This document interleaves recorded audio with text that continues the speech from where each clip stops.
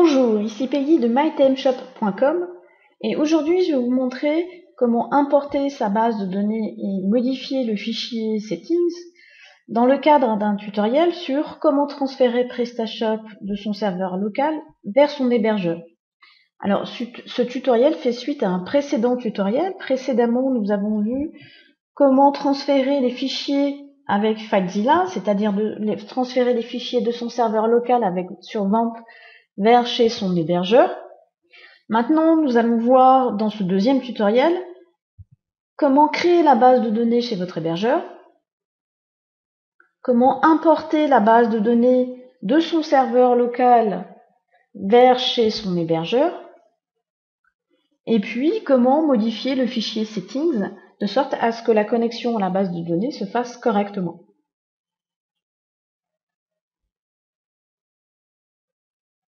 Pour ce faire, vous connectez à votre cPanel. Alors certains hébergeurs appellent ça cPanel ou un panel d'administration. C'est l'endroit où vous allez gérer votre hébergement.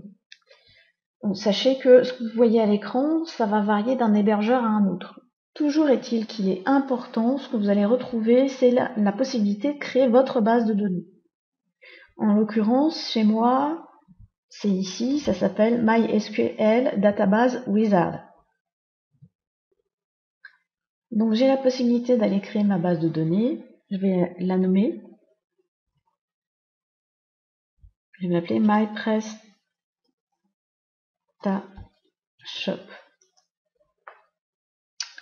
Je clique sur Next Step. Et ma base de données a été créée.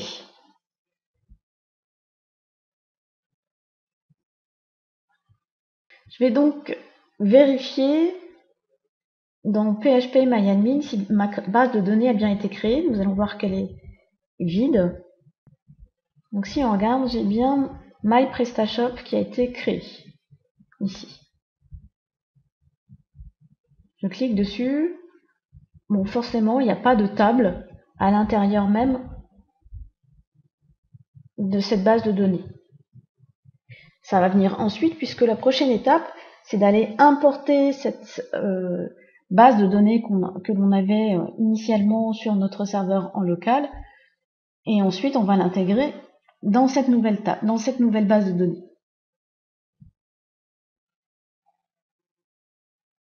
Pour exporter ma base de données de mon serveur local, je veux d'abord démarrer mon serveur. Je vais dans PHPMyAdmin. Je vois ici que j'ai MyPrestaShop, donc la base qui correspondait à mon install PrestaShop en local. Je clique dessus. Et vous voyez ici, vous avez les onglets. Et là, je peux cliquer sur Exporter. Donc, il me montre qu'il prend en considération l'exportation de toutes les tables. Vous pouvez choisir de les exporter une à une. Là, en l'occurrence, nous, on veut les exporter en masse. Au format, bien, le format, c'est SQL, puisque c'est la base de données. Et enfin, transmettre, on peut choisir qu'elle nous soit transmise sans aucun zip ou zippé. Vous voyez, vous avez deux formats de zip, zippé ou gzip. Alors, suivant la taille de la base de données, vous allez soit choisir aucune. Nous, en l'occurrence, là, j'ai pas fait grand chose, j'ai pas beaucoup de produits, etc., etc. Je fais aucune. Mais vous pouvez choisir sous réserve que votre hébergeur soit configuré de la même façon, c'est-à-dire qu'il accepte à l'importation les formats zip ou gzippé, ce qui est en général le cas. Et bien à ce moment-là, vous choisissez l'exportation en zippé ou gzippé. Alors je vais vous montrer sans zip. Donc là, je choisis aucun format de compression. Et je vais cliquer sur exécuter. Alors vous voyez qu'ici on a donc un fichier. Je vais choisir d'afficher le dossier. Ici, je double-clique dessus pour l'ouvrir. Et vous voyez qu'en fait, on a plein de données ici. Alors pour vous, ça peut vous sembler être du charabia, mais en l'occurrence, ce sont toutes les données qui ont été stockées. sont les données de paramétrage, c'est le catalogue, les produits, le paramétrage des paiements, etc., etc. J'ai copié donc ma base de données au format SQL à la racine, moi, de mon installation sur le serveur. C'est plus facile pour moi que de m'y retrouver de cette façon-là.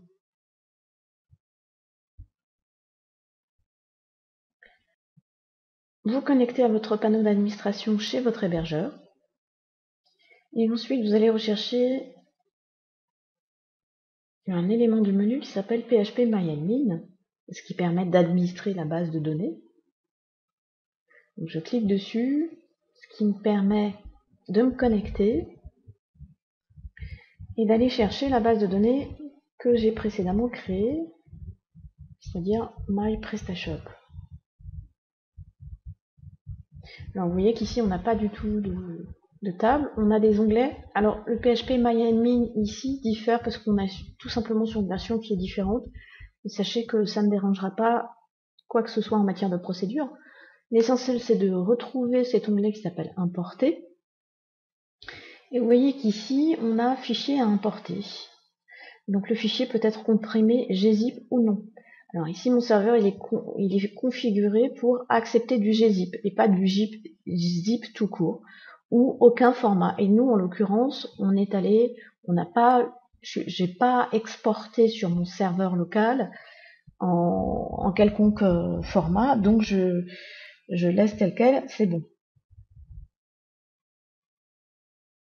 Donc je vais chercher pour ma part ce qui m'intéresse de mon installation PrestaShop. Donc, je vais chercher ma base de données que j'avais exportée, que j'avais mise à la racine, qui est ici, vous voyez, MyPrestaShop. Vous voyez que c'est un fichier SQL, c'est ce qui vous permet de reconnaître ce fichier. Je clique sur Ouvrir. Et enfin, je vais exécuter l'intégration.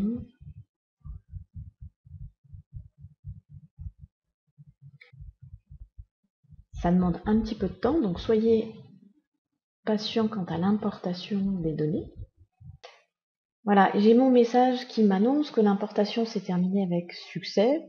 Donc il y a eu 291 requêtes d'exécuter. Et vous voyez ici à gauche, maintenant j'ai mes tables qui apparaissent. Ça veut dire que là, ma base de données a bien été importée.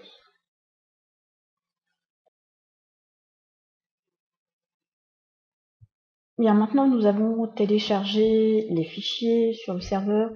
Nous avons installé la base de données, mais regardez, si je tape mon URL là où j'ai installé ma boutique, ici j'ai un message qui s'affiche et qui me mentionne que link to database cannot be established. Ça veut dire quoi? Ça veut dire que le lien avec la base de données n'a pas été établi. Et pour ce faire, en fait, on va aller modifier un fichier qui s'appelle settings, et c'est là où sont installés tous les paramètres de connexion à la base de données. Parce que les paramètres de connexion à la base de données qui étaient sur le serveur local ne sont absolument pas les mêmes que celles qui sont chez votre hébergeur, ce qui est au demeurant est tout à fait normal en matière de sécurité. Donc là, je reviens sur mon installation en local. Ici, on s'aperçoit bien que je suis bien sur www.prestashop. Et là, j'ai un dossier qui s'appelle config. Et c'est ici que je vais trouver mes paramètres qui me permettent d'établir la connexion avec la base de données. En l'occurrence, ici, j'ai settings.inc. Eh bien, on s'aperçoit qu'ici, nous avons un certain nombre de données. Et là, notamment, en l'occurrence, le sous-dossier dans lequel est installé PrestaShop. D'accord? Si c'est à la racine, dans ce cas-là, vous ne mentionnez rien. Vous supprimez cet élément-là. Ensuite, ici, vous avez le nom du thème par défaut. Alors moi, j'ai installé un thème qui s'appelle PrestaShop 2. Je rentre ici donc le nom de ma base de données. Et chez mon hébergeur, ici, la nomination est la suivante. Donc chaque hébergeur a ses propres règles. Soit il vous donne le nom de la base de données, c'est lui qui le génère en automatique à la création, soit c'est vous qui avez une certaine latitude. En l'occurrence, j'ai un espèce d'identifiant devant et le nom de ma base de données, celle que j'avais créée précédemment. Ensuite, ça, vous n'y touchez pas. DB serveur. Donc là, c'est le nom du serveur. En général, c'est localhost. Auquel cas, de toute façon, vous pouvez toujours demander à votre hébergeur quel est le nom du serveur de la base de données. Ici, j'ai un DB user, donc c'est l'identifiant de la connexion à la base de données. C'est l'utilisateur. Moi, chez mon hébergeur, c'est cet identifiant ici. Alors là, ici, on a un mot de passe. Ce mot de passe, il est donné par votre hébergeur ou il vous le demande à la création de la base de données.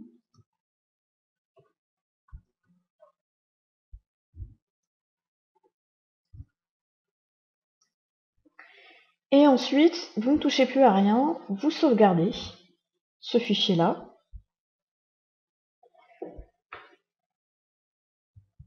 Et vous allez, via FileZilla, rebalancer ce fichier que vous venez de modifier.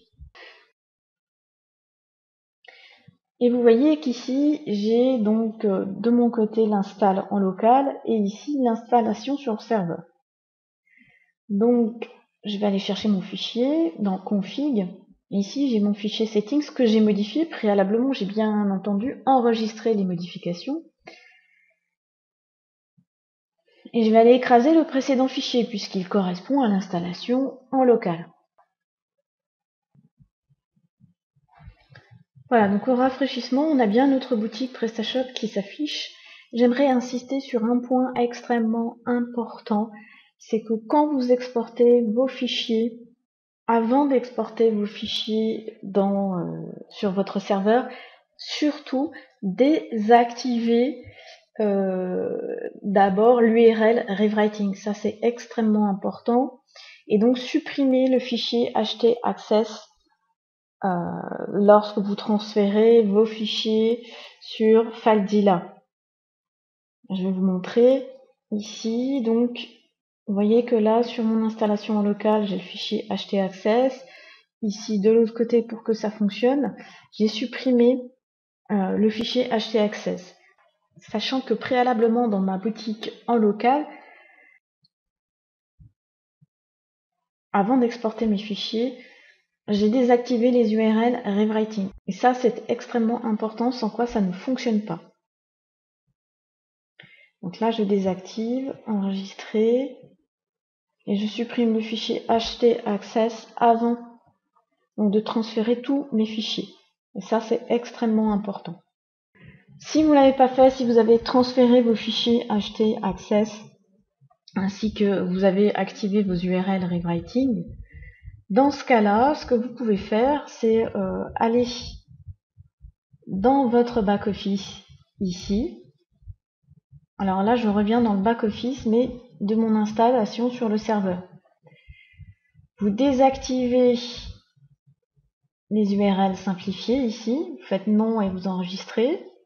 Et ensuite, vous allez supprimer, là, moi, ce que j'ai déjà fait, mais le fichier .htaccess.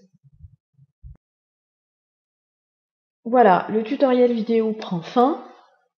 Si vous avez des questions, laissez un message en commentaire. Et à très bientôt pour de nouvelles aventures PrestaShop.